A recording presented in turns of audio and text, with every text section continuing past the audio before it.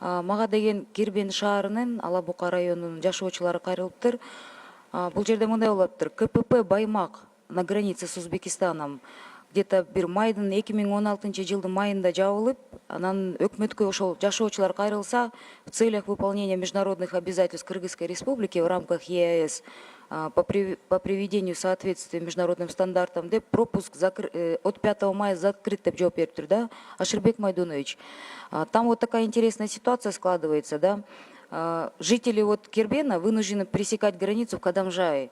Да, если, чтобы попасть в узбекистанское село Нанай, которое находится в 5 километрах от Кирбена, нужно преодолеть более 500 километров внутри Кыргызстана и такое же расстояние внутри Узбекистана, то есть около 1000 километров. Нелогично, нерационально улататта.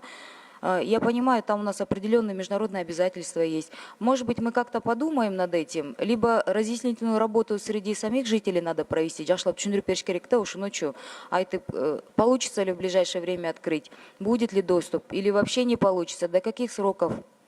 Ошону тактап берсек жакшы болмок да. Так как вроде бы у нас сейчас вот потепление в отношениях с Узбекистаном болуп атат.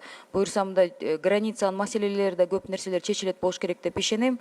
Ушул боюнча мындай так бир конкретный элге жооп берсек жакшы болмок да.